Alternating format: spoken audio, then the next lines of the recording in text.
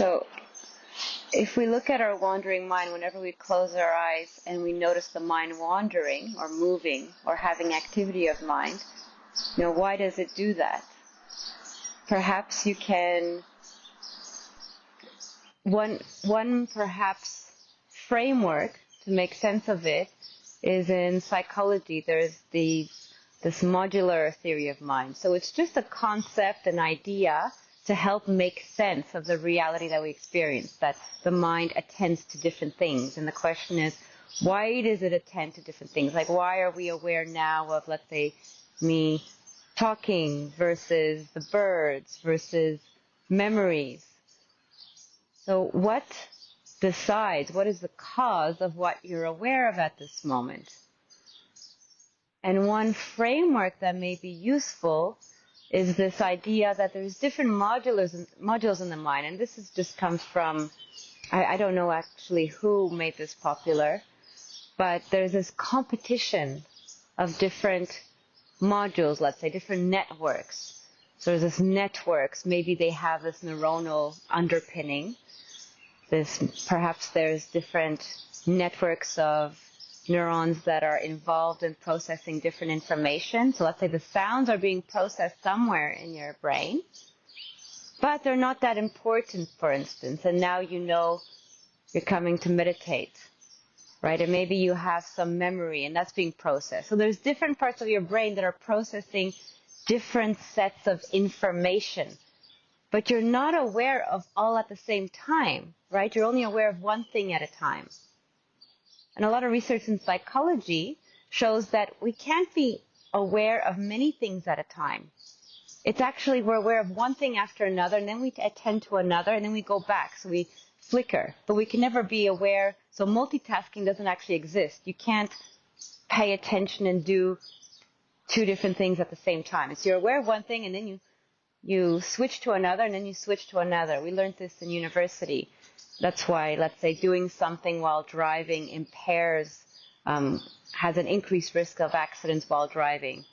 So it's better to focus on one thing and fully divide your attention to one thing than have different things. Anyway, so now the question is, what will, during this period of sitting meditation, allow you to just stay with attention of the present moment, right? Or stay attention of the breathing? Why would your mind perhaps go back to memories of the past or worries of the future? Maybe why would certain times when you sit, you're very peaceful and and your mind is still and content? And why at other times would it be moving? And so I remember Thomas Metzinger mentioned that it's very important to look at the goal, the purpose. But the goal and purpose is also a representation in the mind, right? So there is how salient the external stimulus is. Like if there's a loud bang, that'll get your attention.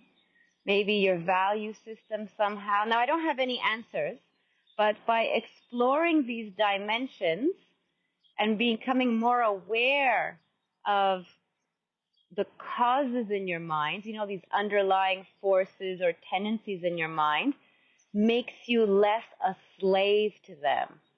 So it's not like information, here's the truth. It's asking you questions so that your mindfulness is more clear and sharper and more inquisitive. And then your guard, this mindfulness of guard, will keep you on track because it's more interested in what it's doing, because it has a goal and it's curious. So perhaps when we sit, you can experiment, like in a lab, you can experiment. What if we sit down and we bring to mind a clear direction and aim for this sitting practice?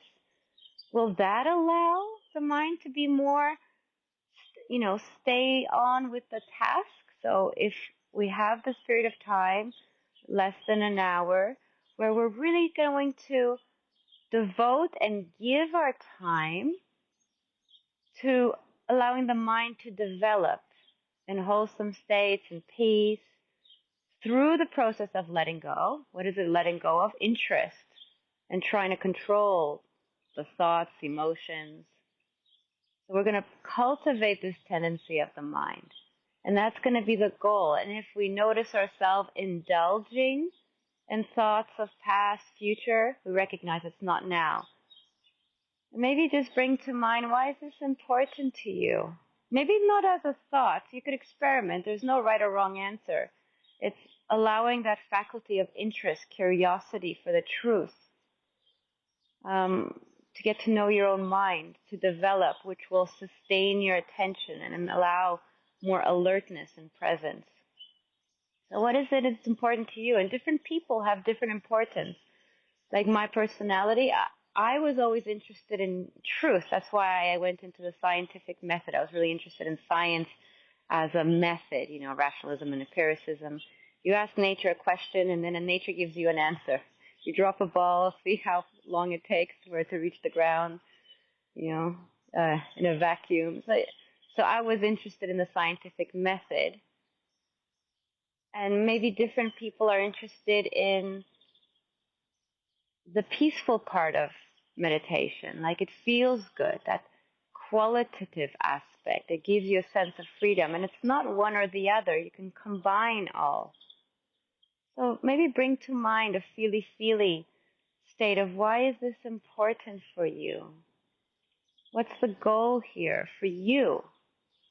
And there's no right or wrong answer. It's different for everyone. There really needs to be a gut appreciation. Maybe also, every time you do sit still, you feel the difference at the end of the sit. You're allowing your mind to transform and develop through stillness.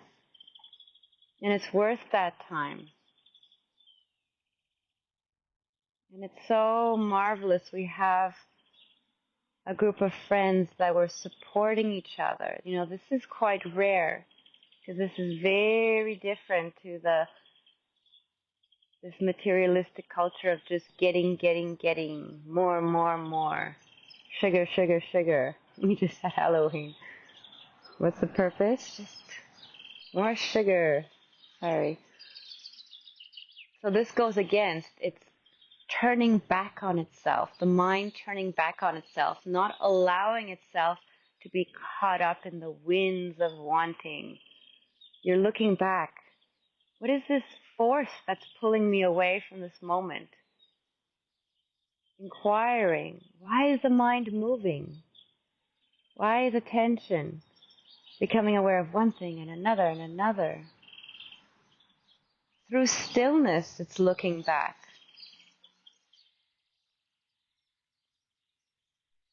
And you may notice that having a sense of gratitude, and we explored these heart-based practices the last 2 weeks or 3, this allows, it undermines the sense of ego, and ego is fueled by more craving, wanting, by movement. That's what fuels it, and it pulls you away from this moment. And having this sense of contentment, this is good enough. I'm grateful.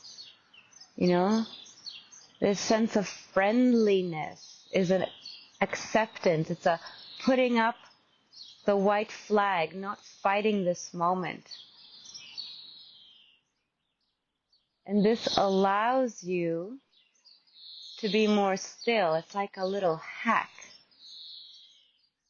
because the mind feels that's safe, so it's not feeling threatened. We're hijacking the safety system of our nervous system, that you're okay, you're safe, you're not in threat, you don't have to run away from this moment. Just to allow yourself to be at peace for maybe 50, 45 minutes. And bringing up, softening your heart to this friendliness of this moment.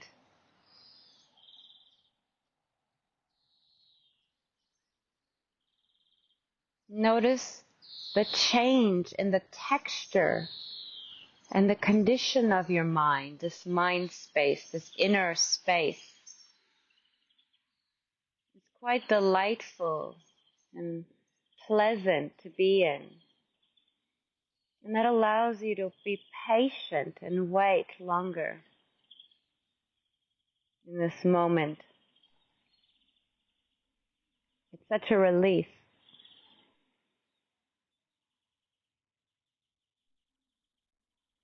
And we're all free in this moment, and all the identities of what we do, where we are, the me's, that doesn't exist in this moment of stillness, true stillness, where there's no movement.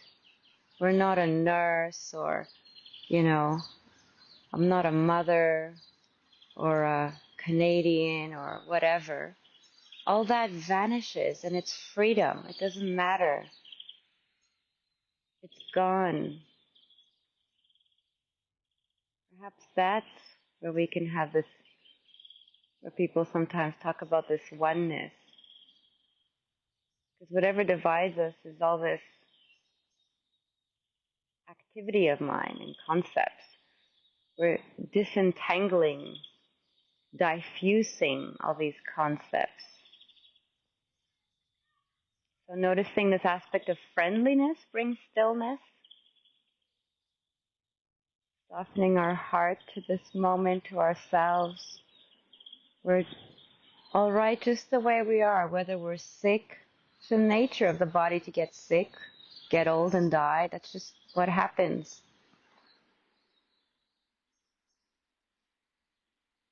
My son said, "Oh, he doesn't want to die." I said, "Well, you got born, so that's what happens.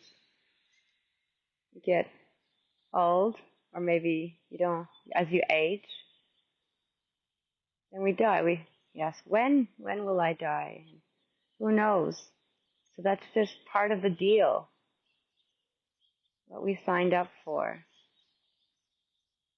And having this friendliness that whatever state of body we are in, whether it's sick, whether there's stuff wrong, whether it's not perfect, it's okay. And we soften our heart just the way it is, because this is reality and this is part of nature.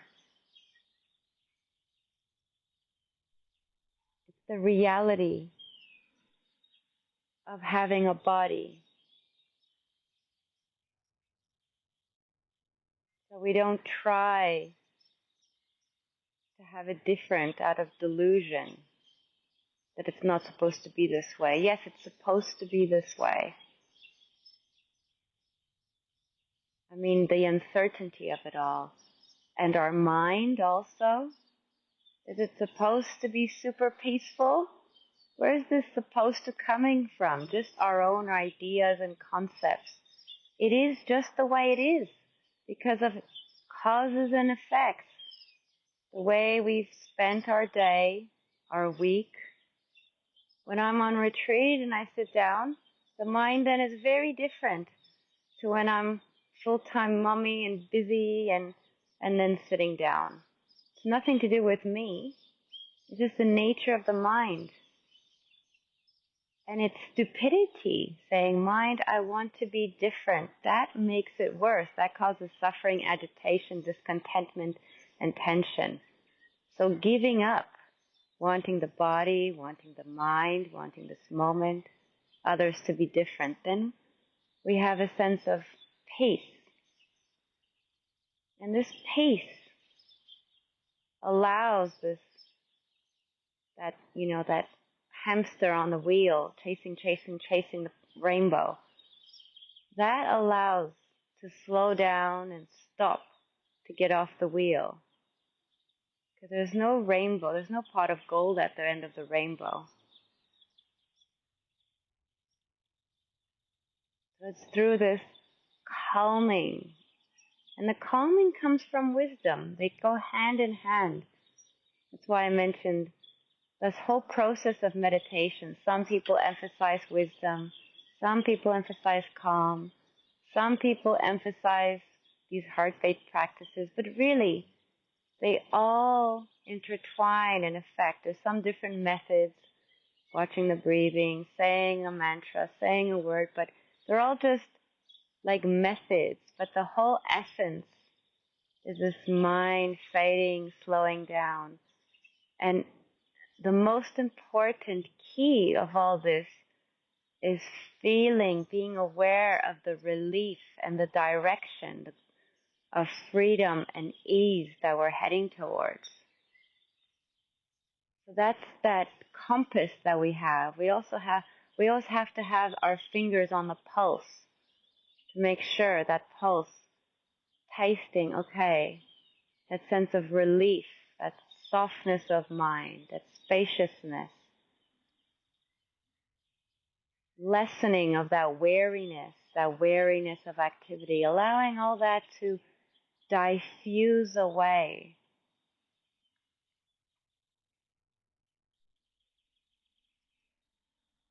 And you stay with that.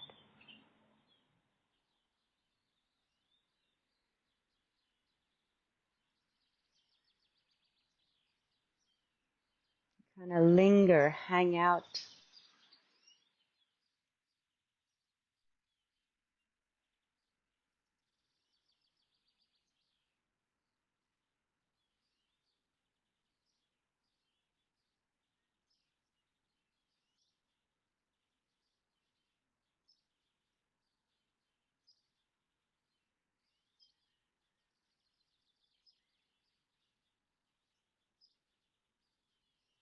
And once you stay and hang out with that, that changes also our value system. It's like you're allowing the mind to see mind, this taste of inner peace and freedom. This is valuable, and it's changing that underlying value system and the causes of what makes the mind move. So then you don't force your mind to stay with the breathing or to stay present, because that comes from ego. It's gradually through practice. It's allowing the mindfulness to appreciate, and wisdom is gained through understanding. All this are just allowing through experience the mind to see what's valuable, and then it moves less. This force that pushes you away, it's less and less.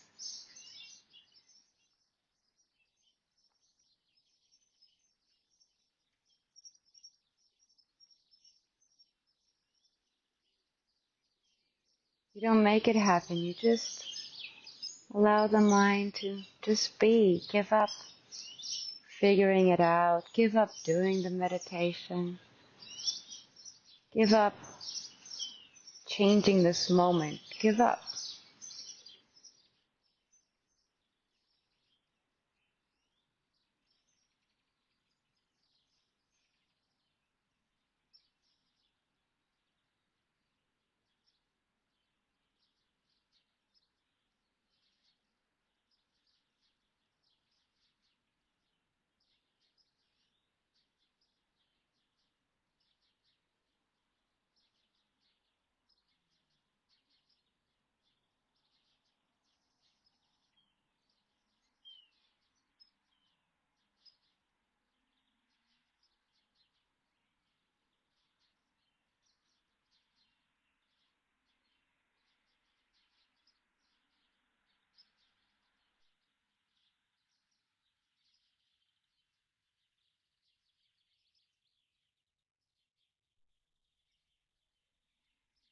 I notice because there's no activity or thoughts, the only thing moving is the breathing. Perhaps also just because the mind has been practicing staying awareness of the breathing, the mind naturally notices the breathing. I don't know why, but if you notice that it happens for you, you're just sitting and you're just naturally aware of the breathing, then you can have interest in this, just awareness of the breathing. And this simplicity, this is actually very important. As the mind by itself settles. It becomes more pleasant to be in.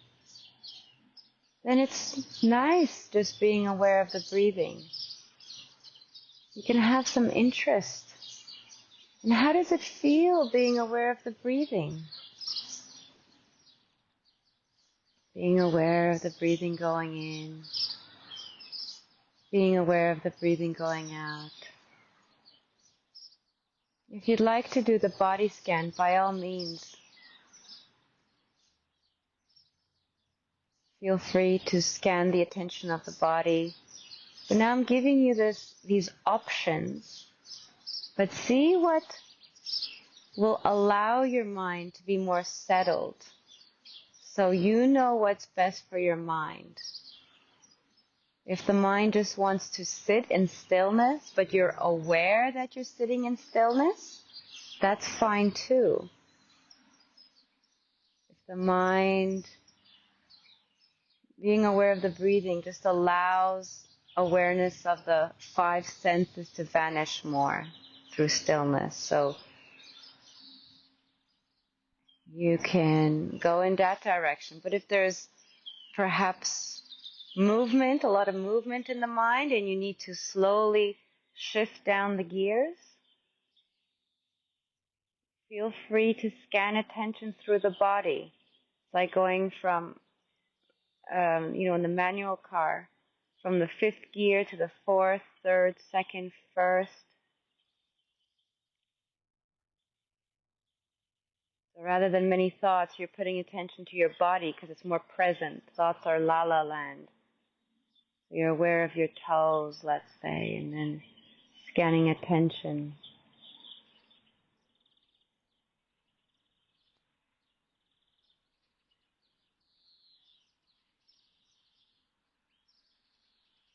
Maybe I can guide you through a body scan. And if you want to stay still or breathing, then by all means. So noticing your toes, just that whole toe area. Your awareness now is different. And as things are settling and becoming more still, that qualitative feeling of ease allows the mind to rest with that whole area of toes. Maybe you could be aware of any sensations with the socks or the boots or whatever, and under the ball of the foot.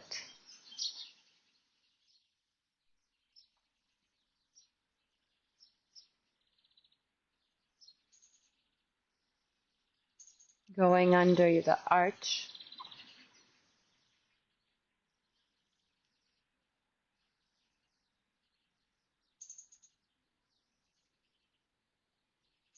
The heels.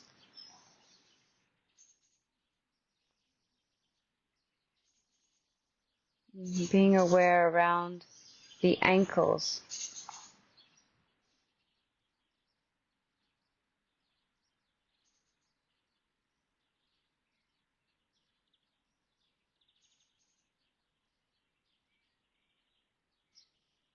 And remember, choosing stillness over activity. We've been there, done that. We've had a wandering mind most of our life. Now it's really an opportunity to develop, and it's just through practice. No one's special or anything. It's just everyone has a human mind, and it's just the nature of the human mind that it can change through this development, what we're aware of. Like the mind, through development, even changes the structure of the brain, which in turn changes the mind. Like this feedback loop. We're changing the structure of our hardware through how we're using the mind. So we're upgrading our RAM. We're changing this old computer, let's say, to a latest chip quantum computer, let's say. All through how we're using our mind, we're upgrading it. This is shown through a lot of research in neuroscience, how the brain changes, the connectivities through this practice.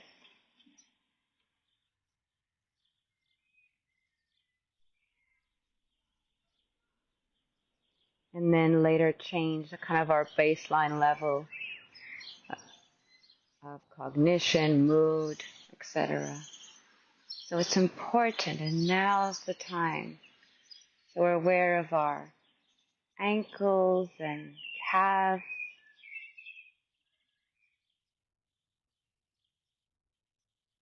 Not through force, but just gently noticing. It's mindfulness along with the sensations of our body, noticing our calves,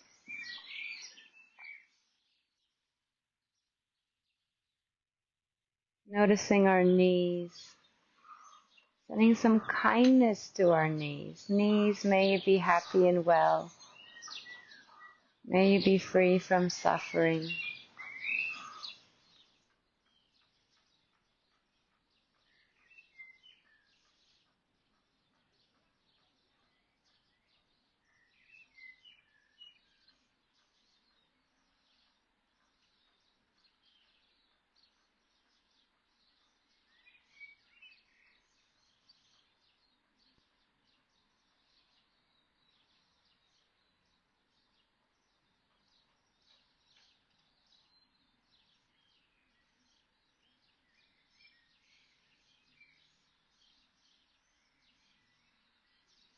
Being aware of our what's it called, the thighs. That feels different too, having an interest. We don't want to cultivate the wandering mind. We want to allow new pathways. Like similarly to paths from the forest, if we keep going in on a certain path, then we're making a trail, and then by default, it'll be more likely we go that way. And if we stop going down that path, the bushes and trees will go over and the path fades.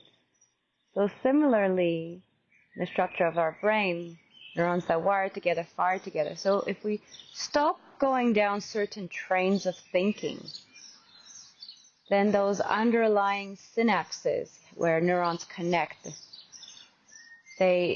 there's less of these.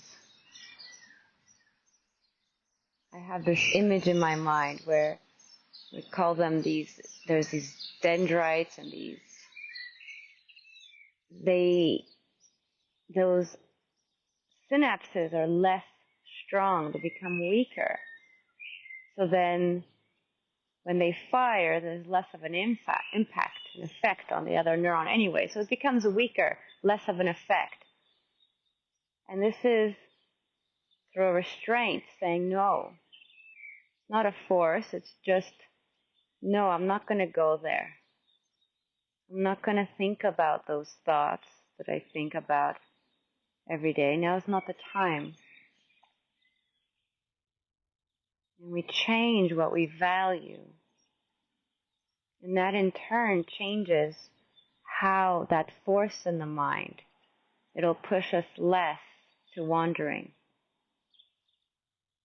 So being aware of now our thighs, maybe our bum in contact with the seat, and bring some kindness to that whole area, some softness. It feels very different to our toes. Being aware of our tummy. Maybe it's digesting food. Maybe it's hungry or whatever it is. Maybe there's nothing. Noticing without reacting. Accepting.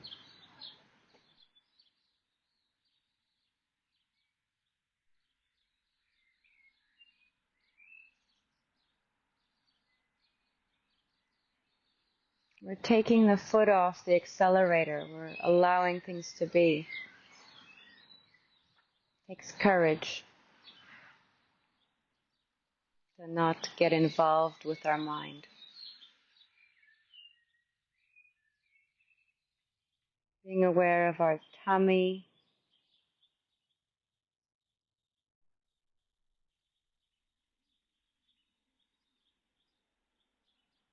That's why being aware of something that's happening now, it just allows that force to settle down, to become less strong. It gives us something to be aware of that's happening now. And it also calms the body, which calms the mind. So it's helpful. Going up the back, the spine, the shoulders. Being aware of your shoulders.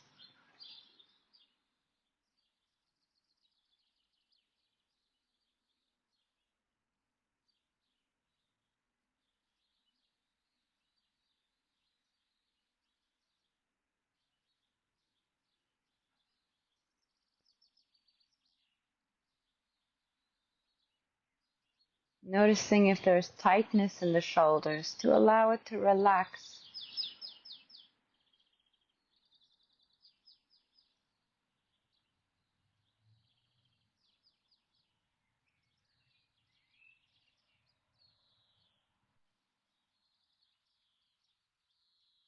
Just allowing stillness and being aware that you're still.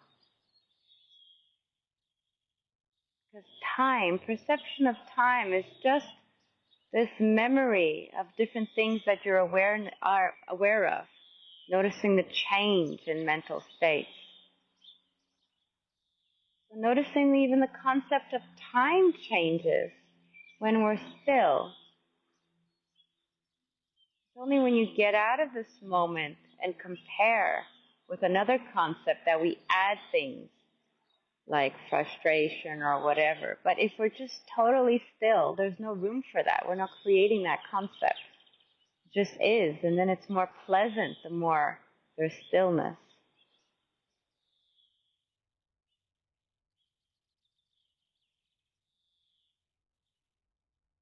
It takes courage, letting go of involvement, just because we're not used to. And the sense of ego kind of always wants to get involved. So it goes against the grain. Being aware of your shoulders, if they're tight, allow them to relax, and your elbows, your wrists, noticing each finger. How are the fingers feeling? The thumb, the second finger, third, fourth, fifth. Noticing all the sensations in your hands, allowing them to relax.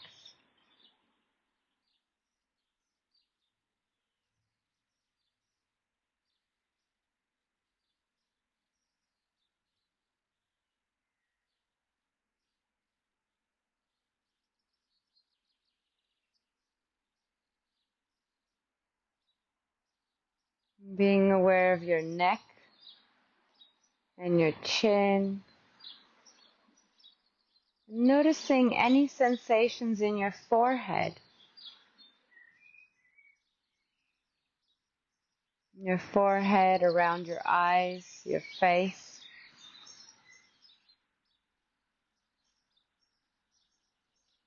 Just allowing it to relax.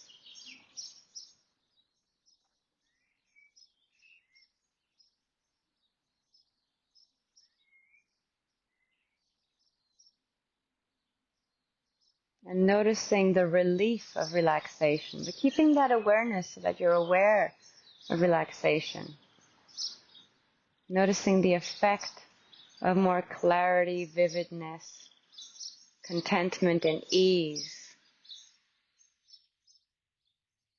It's like two things leaning against each other. There's consciousness and what we're aware of. And as what we're aware of settles down, and consciousness settles down, becomes more pleasant. They kind of influence each other.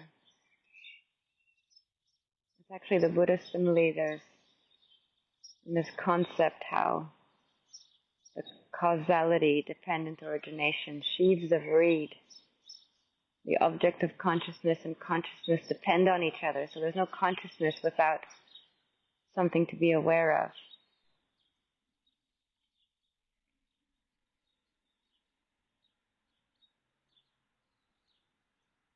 And allowing and noticing through this relaxation, there may be even a sense of delight or pleasantness or joy come up, the sense of relief, lightness, a delight, like a beautiful present moment.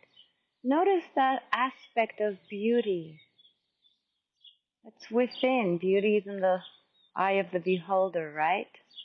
So notice that beauty of just stillness, being aware of this moment. So whatever you're aware of becomes beautiful because you have that sense of delight and beauty inside, of just being here, of stillness. So whatever you watch is beautiful. Now, if you're aware of the breathing, you're just happy. Mindfulness along with the breathing, knowing you're breathing in, knowing you're breathing out. If it's too uncomfortable, that's okay. Just be still and wait in the moment, chillaxing.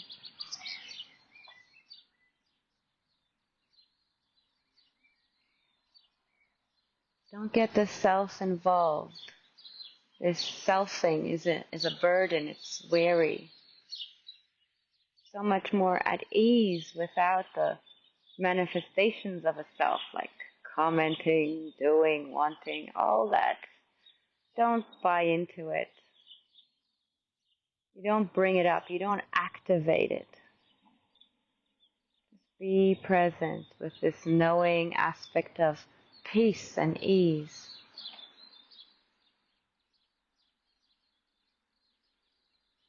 And if you'd like, pretend you're aware of the breathing going in and the breathing going out. How do you know you're breathing in? Don't answer with words. Just know. How do you know you're breathing in? How do you know you're breathing out?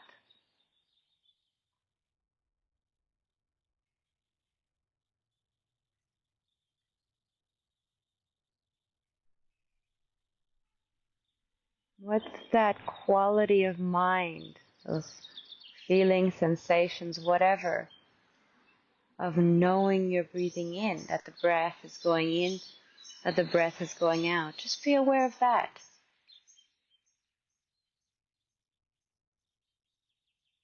With ease, relaxation, and interest. There's no goal. There's nothing to prove. You're just allowing awareness to be with that knowing of breathing in or out.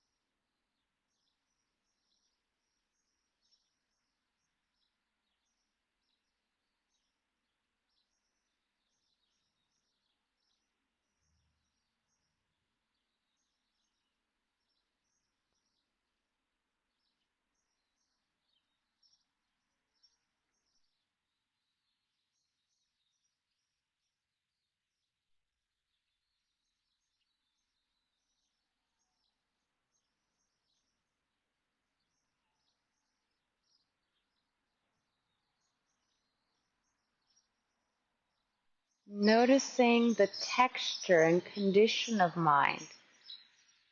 Feeling, being aware of how it changes. And we're going to different subtle textures or conditions of mind. And that because it's more delicate and subtle, maintain this interest and awareness to stay with that knowing of that. Even how does the awareness of breathing change? Also, it becomes more subtle. Just stay with that and notice how it changes. all by itself because of stillness, because the mind isn't moving, like restless. It's just still. And what we're aware of, how we're aware of, and the whole state of the mind, of your consciousness changes all by itself. Notice that. That interest and curiosity maintains the awareness and clarity. And in turn, it'll feed into that wisdom of knowing your mind, which will affect that force that moves you away from this moment in the sense that seeing things more clearly allows there to be less force in the mind pushing you away from this moment. It's like the delusion that pushes you away. Delusion of thinking there's happiness by just getting one more thing. My kids say, just one more toy, one more. This delusion that just one more toy, then I'll be happy. And that's pushing their mind to crave more and more. Just one more candy, just one more of that. But as we develop the mind, then there's more clarity, less of that delusion, which then allows there to be less push and force of the mind pushing you on, pushing you away from this moment, less of that craving.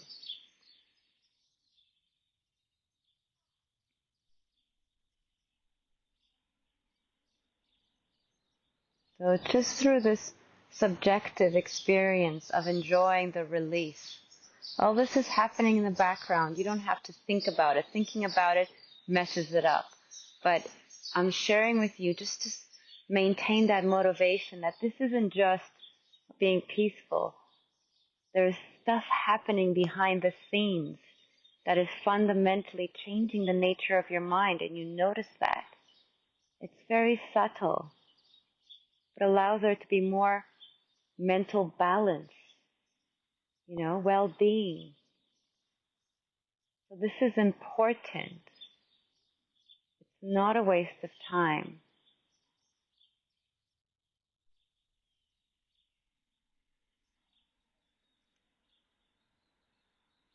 And all our job is just to enjoy this moment and allowing all that to happen in the background. Just be, nothing to do, nowhere to go.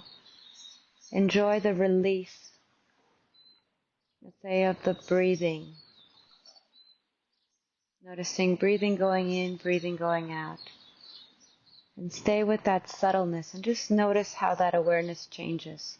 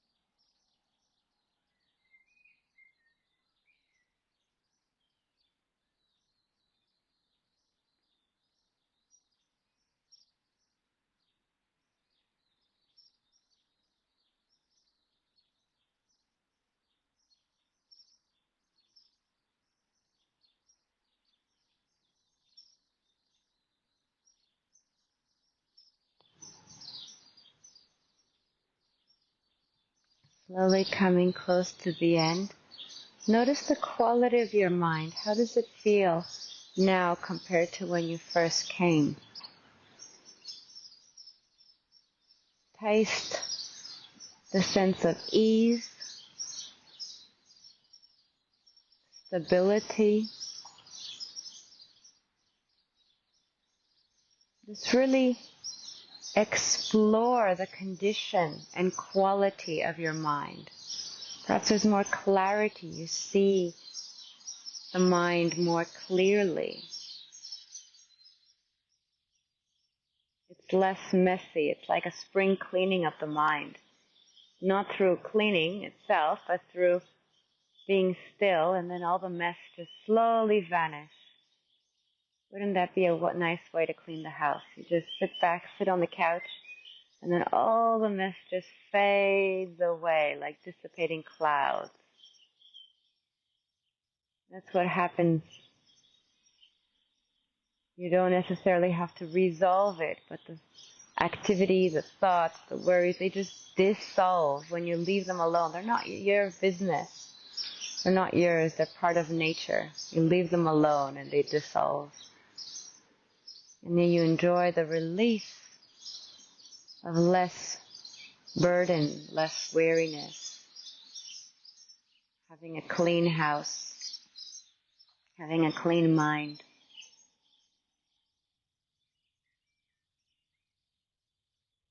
And then when something comes up, you can see it more clearly.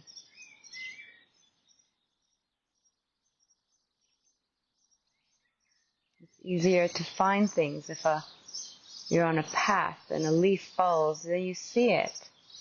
Whereas if there's many leaves on the path, you can't really see that one leaf that fell.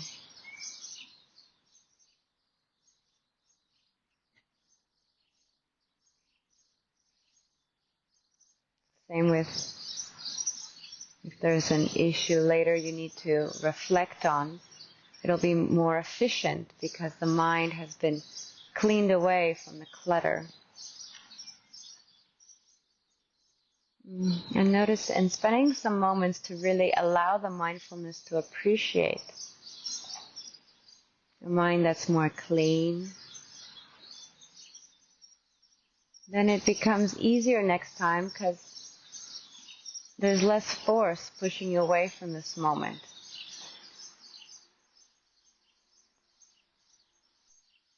It's changing what's important, the value system, slowly.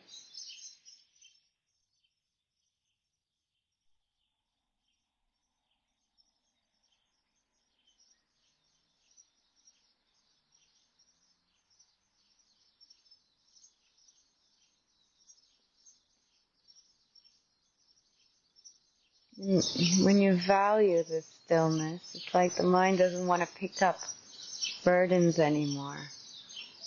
It's like being in bed and the snooze alarm goes off. Oh, it's okay.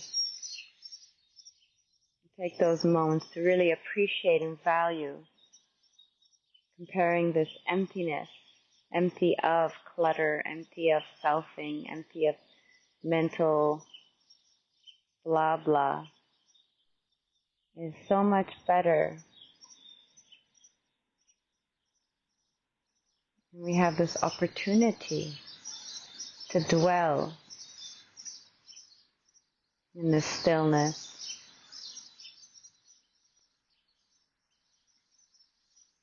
Noticing also a little bit of appreciation, friendliness.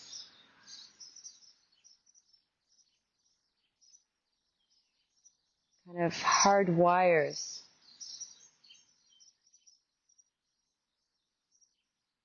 really makes it more, I don't know what words to use, but more concrete, more valuable, it just more thoroughly allows the mind to appreciate.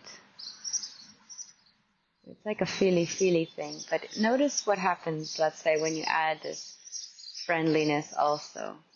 And friendliness spreading out like a ray of sunshine in all directions. Just notice as an experiment how that feels in your mind. Because now that the mind is more clear, you can really know and experience the effect of this friendliness that has on your mind. At the start of the meditation, it's more muddled, so we don't quite see clearly how it affects the mind. But at the end, we may become more aware of how it affects our mind, because the mind is clearer. So developing this really attitude of friendliness, putting down the guard, wishing ourselves well.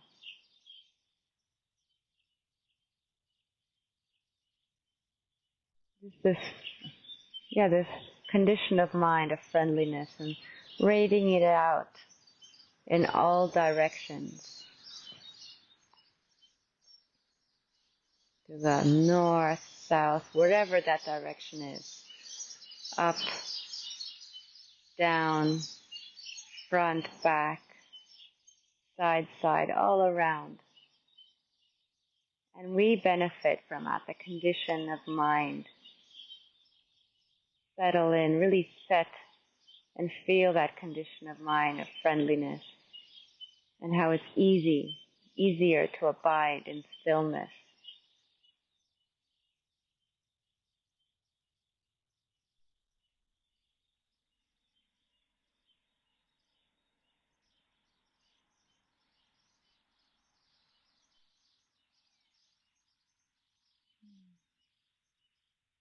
And it's always accessible within.